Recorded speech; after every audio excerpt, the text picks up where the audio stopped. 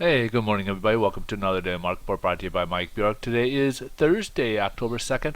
A couple economic news releases scheduled for today.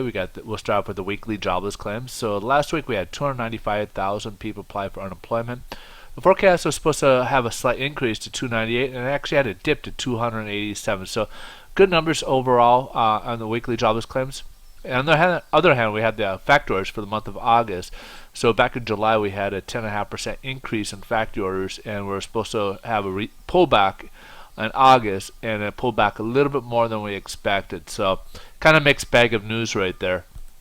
So the stock market's a little bit down right now. A lot of that is, I did put in here, was the ECB. As I mentioned all week, that the ECB is going to be one of the big things this week as they give their announcement today. So Mario Draghi is speaking in Europe earlier today, and basically he did. They left the rates unchanged, but he did review a new type of quantitative easing type of program where they're doing asset purchases. But a lot of investors still not sure if that's quite enough to help stimulate the economy over in Europe, as it's been kind of dragging along as of late or recently. So especially Germany, even kind of wearing down a little bit right now of late. So that's why you're not seeing as much fluctuations today. The Dow right now is only down maybe about 20 basis points.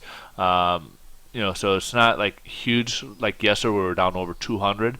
But right now they're just kind of deciphering through if it's enough information. And then also, on the other hand, they're also worried about the U.S. The stock market is more worried about the U.S. in the sense that the economy is going well, and because maybe it's going well, that the Fed may start reducing or start increasing rates. So that's what they're worried about, that the increase of rates. So basically, the free money is kind of like a crack dealer. You probably heard me use the reference crack dealers.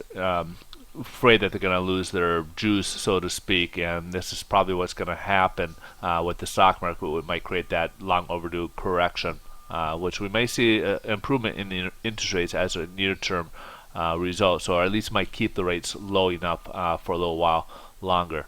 So let's take a look at the rates today. We did have a slight pullback. Yesterday we had a huge rally. We were up at 102.28, and right now we're down about 102.22. So we're down slightly, which means rates probably for the most part it's more sideways pattern because it's not really enough for it to make a difference. But depending on when the rates came out yesterday and such. So anyways, they're slightly worse or about the same depending on when the rates came out.